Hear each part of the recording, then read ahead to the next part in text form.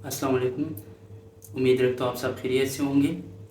मैं हूँ सदाम हुसैन, और जैसे कि हमने कुछ दिनों से न्यूरो डेवलपमेंटल डिसऑर्डर्स के हवाले से छोटी छोटी वीडियोस लेक्चर रिकॉर्ड करना शुरू किया है।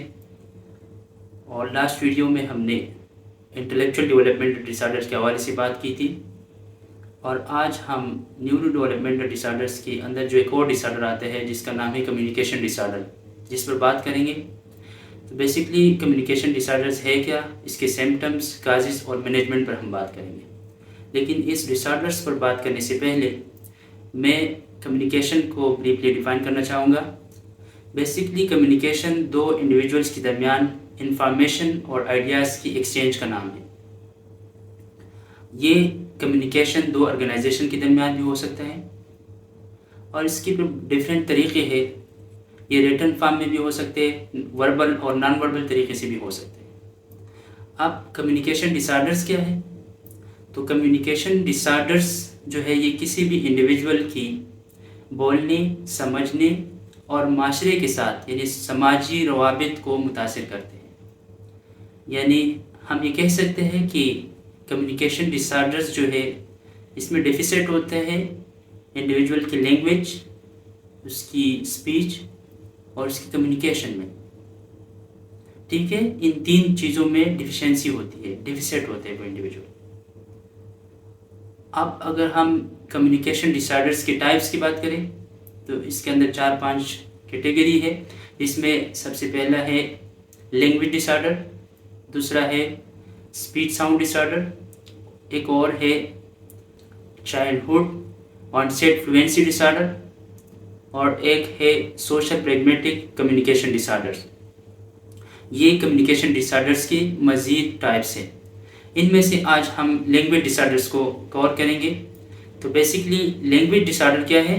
लैंग्वेज डिसऑर्डर्स के अंदर ये होता है कि इसमें इंडिविजुअल्स की जो अल्फाज का चुनाव है उसमें लिमिटेशन होते हैं, और सेंटेंस के जो स्ट्रक्चर्स है यानी जो सेंटेंस है वो कहाँ पर अदा करना है, जिस सेंटेंस को पहले कहना है यानी जिस जुमले को पहले अदा करना है उसको बाद में अदा करता है, या जिस वर्ड्स को बीच में कहना है वो पहले कह देता है, और अगले बंदे को उस इंडिविजुअल की जो मैसेज है, जो वो कहना चाहता है, जो इन्फॉर्मेशन वो कन्वे करना चाहता है, आगे डिस्प्ले करना चाहते हैं, तो अगले बंदे को वो इन्फॉर्मेशन समझ नहीं आता। एक और सिम्टम लैंग्वेज डिसऑर्डर का ये है कि इस तरह जो इंडिविजुअल होता है उनके पास वोकेबलरी की कमी होती है, और अगर उनको जो अल्फाज याद होता है तो उनको फिर उन अल्फाज को कहाँ पर अदा करना है, कैसे अदा करना है, उसमें लिमिटेशन होता है। ठीक है, और साथ में जो अल्फाज का कनेक्शन है उसमें लिमिटेशन होता है।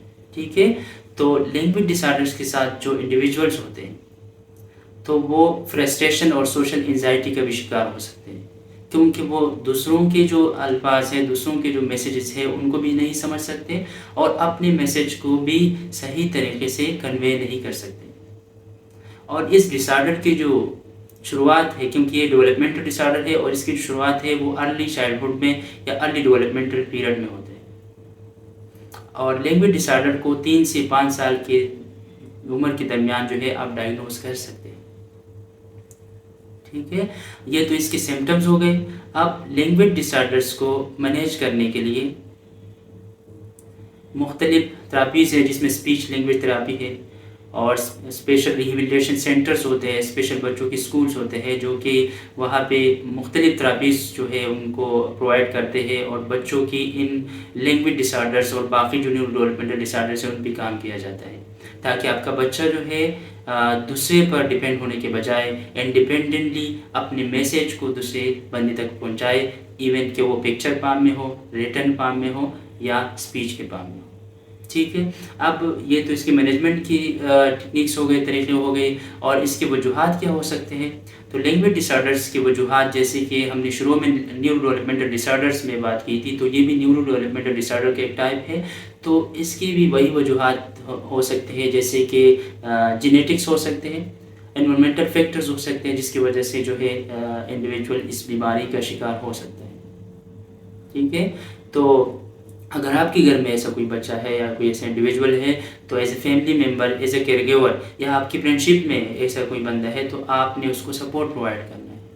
آپ نے ان کا کیئر کرنا ہے، کیونکہ ایک تو وہ خود سے جو ہے تنگ ہوتا ہے کہ میری بات کسی کو سمجھ میں نہیں آتی، اور دوسرا اگر سوسائٹی بھی اس کو ریجیکٹ کرے، اس کو سپورٹ کرنے کے بجائے جو ہے اس کو مزید جو ہے ریجیکشن کا جب سامنا کرنا ہوتا ہے، ان کو جب لیبلائز کیا جاتا ہے، تو اس کی وجہ سے وہ پھر مزید ڈسٹرب ہوتا ہے.